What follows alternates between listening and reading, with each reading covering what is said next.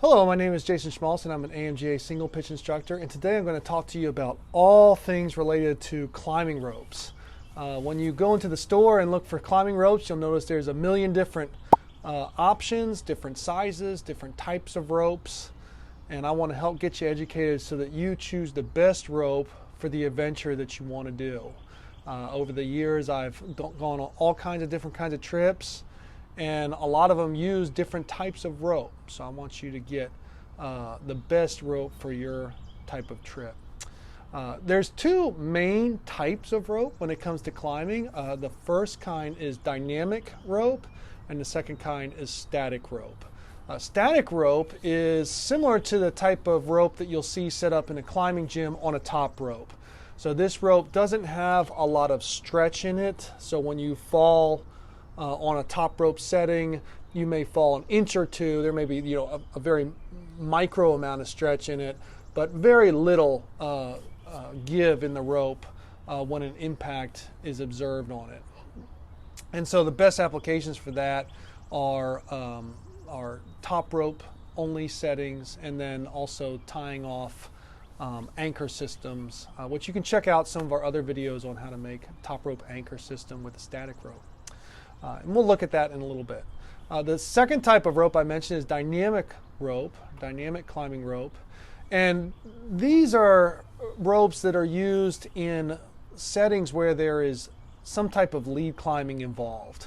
And these ropes are designed to stretch when there's an impact felt, specifically a fall impact. And the goal of that stretching is to spread the force of the impact over the rope over time, thus reducing the impact. And that reduces the impact on your body of a lead fall. It also reduces the impact on the protection in the wall on a lead fall, so that both aren't damaged or compromised in the event of a lead fall. And we'll talk about all the different kinds of dynamic rope and ratings that those are used for. But typically for dynamic rope, you'll see an elongation rating of around 30%.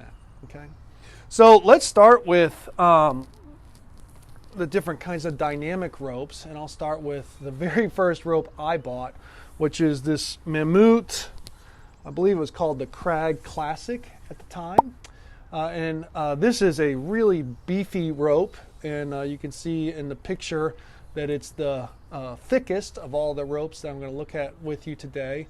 The diameter of it is I can't remember if it's 10.1 or 10.2 millimeters, but that is on the high side of diameter for climbing ropes, which for a single pitch, first time leader setting is really good, because a large diameter rope will give you a lot of confidence that the rope is beefy and can hold your fall when you fall.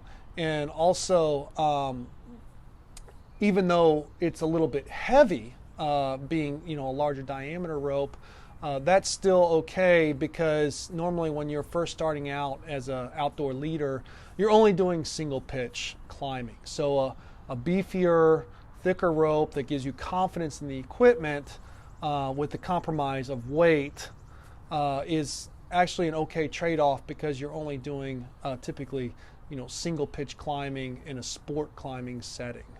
One thing to note about maybe the first time you buy a rope is not only will it be a dynamic climbing rope, for leading in sport, but typically if you're just rock climbing, not snow and ice and all those kinds of things, you can just get a normal rope and not what's called a dry rope. So when you see in the selection that some ropes have a dry coating or are dry treated, that's really for like alpine type environments where the rope is going to be run over snow and ice, and you don't want the rope to soak up the water from that and get heavy.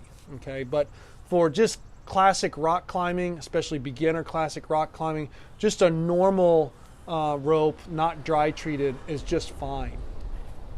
The other thing about a beginner rope, and even as you progress, having a length between 60 meters and 70 meters is appropriate, and it'll be able to get you on most climbs. Above 70 meters becomes cumbersome. which can be a problem for a beginner climber because now I have to manage all this rope and it gets tangled and it takes forever to coil and all those types of things. And then below 60 meters, you start to get a rope that's not necessarily long enough for what you want to do. So again, this is a great example of a beginner climbing rope, kind of a 10 millimeter-ish diameter. This one was 60 meters and not dry treated, just regular. And it's pretty economical too. Another option as you kind of progress and kind of the rope that I use for a lot of my guiding is this Edelweiss 9.6 millimeter Unicor rope. So still a beefy rope, but not as beefy as the 10 millimeter. So we're at this 9.6, 9.7 diameter range, which is perfect for going through a gree-gree. It's also a little bit lighter. The other thing is this has Unicor technology, which means that the sheath and the core are joined together.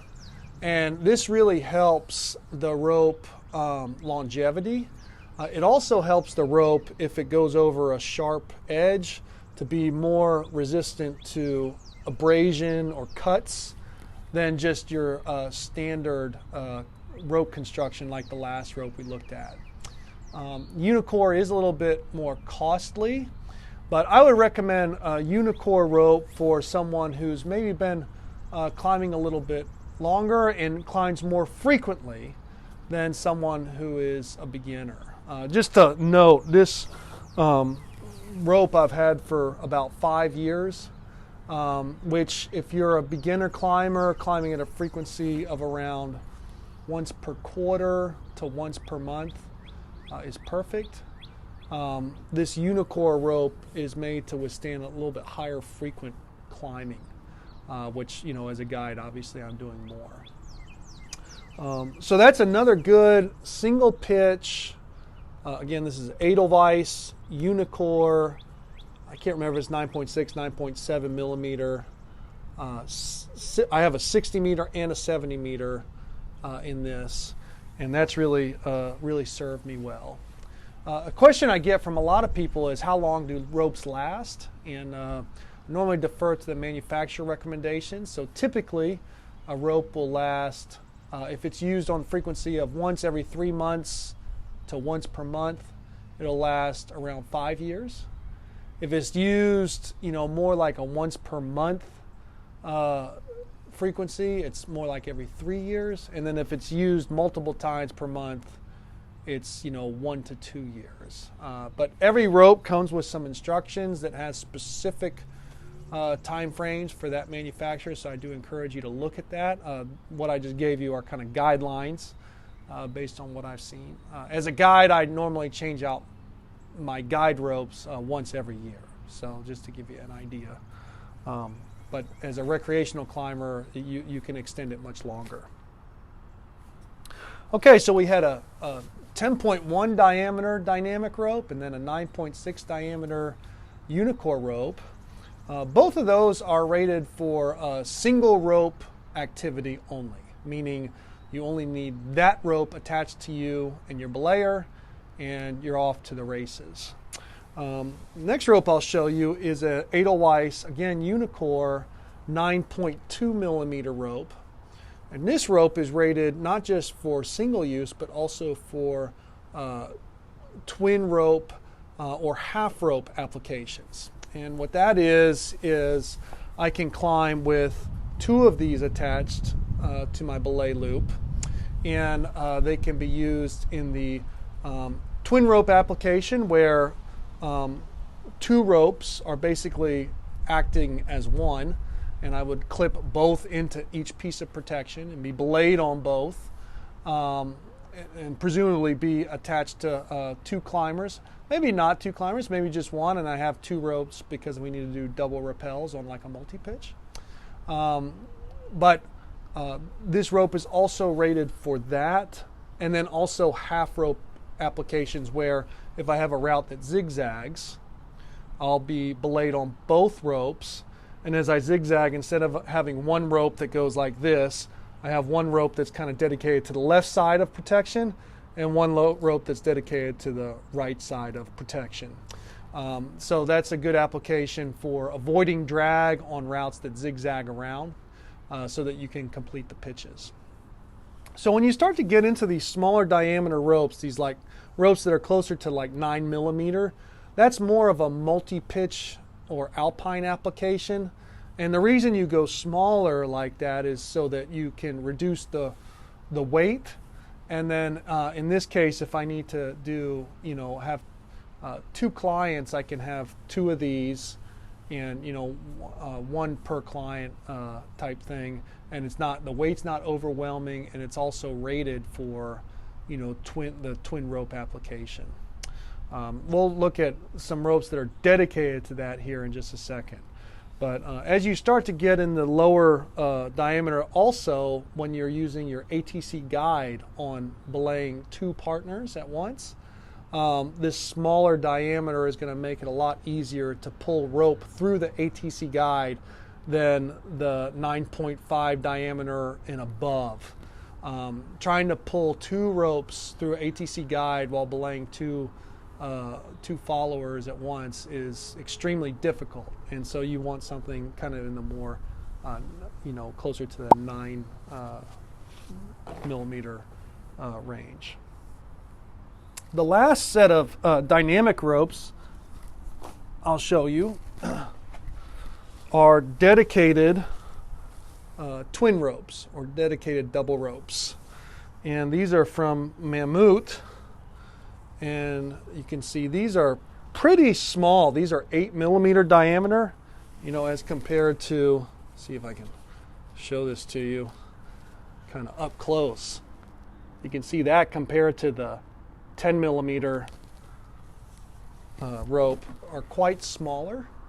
And these are only rated for half rope or twin rope applications, meaning I should not climb with just one of these. I should only climb with these together. The main application of these ropes is big multi-pitch routes that require a double rope rappel, or big multi-pitch routes that have that zigzag pattern on some of the pitches like I was talking about before. You would never want to risk kind of falling on one of these just by itself. So, that's kind of one of the keys for this.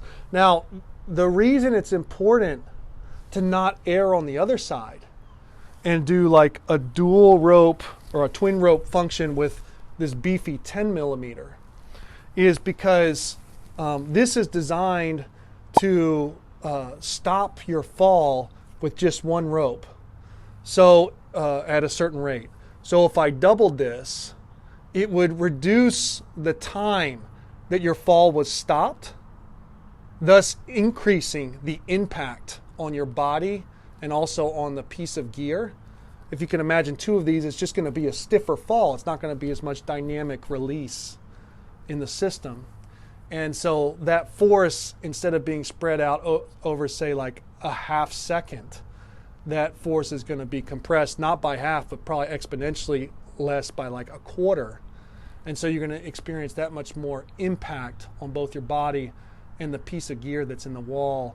And of course, both can have consequences, right? You can increase your chance for injury just in the jolt that your body feels, but it can also increase the chance of pulling the gear out of the wall, which you don't want to. So when you're trying to do a climb that requires dual ropes, don't think, I'll just err on the side of caution and beef this thing up. You want to get the right tools for the job, which, in this case would be either these ropes that are only rated for half and twin functions, or this rope right here, this skinnier 9 millimeter or 9.2 millimeter, that's triple rated. Okay, it's rated for single, half, or twin applications. And that's going to make sure that force is just distributed properly on a lead fall to prevent excessive impact on both your body and on the protection in the wall. I hope that makes sense to you. The last rope that I'll share with you is a static rope. And in my guide kit, I always carry a static rope, especially for single pitch applications, not necessarily for multi-pitch, because this is so useful in setting up anchors and fixed lines and all kinds of things where I don't want, when it's weighted, for it to be stretched. I want it to be in place. You can even set up kind of an ascending line for a photographer or something like that. So these are super useful. It can also be used for top rope. This is an 8.5 millimeter, 150 foot static line, which I've found to be a really great length that's not cumbersome, but is long enough to get to build all the different top rope natural anchor systems that I've done over the years in guiding. I got this particular one from Edelweiss. It's held up great. I've had it for a few years now. I don't have to replace this one at the frequency I have to replace my climbing ropes, because static ropes by nature, since they're not stretching, are a little bit more robust. And then I don't use this on every single outing that I go on. I just use it on a couple. But it's done really well, and especially if you're taking families or kids or Boy Scout groups out or something like that, it's kind of a real nice to have, just as a tool.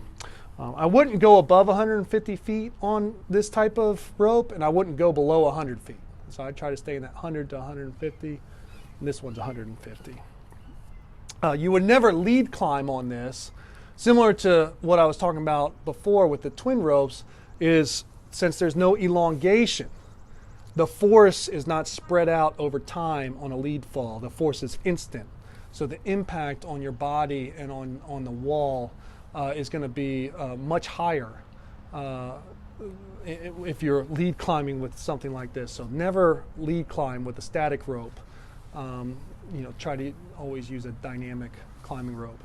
That's the information I wanted to share with you on climbing ropes and static ropes, but I do want to share with you some exciting news, and that's that we're going to do our first giveaway for the channel, which I'm so excited about. We're like big time now doing giveaways. So I have a great universal kind of climbing rope that anybody can use in their kit, even if you already have a climbing rope. This is a great addition to your kit to have an extra one, or if you're looking for your first one, this is a great first rope. It's a 9.8 millimeter Krag Classic from Mammut, 60 meter long dynamic rope, rated for single use or single rope applications. And it's brand new, still in the shrink rack. And the way that you enter to our giveaway is, if you haven't subscribed to the channel, you must subscribe. You have to be a subscriber to the channel, so go ahead and hit that subscribe button. If you are a subscriber, or after you've hit the subscribe, leave a comment on this video. So all you got to do is subscribe or be a subscriber, and then leave a comment on this video, and you'll be entered into the drawing for the giveaway.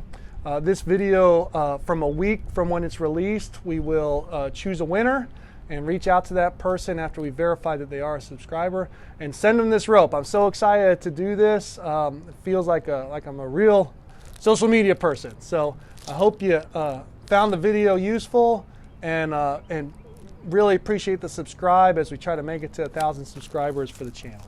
Hey, have a good one, and I'll see you out on the crag.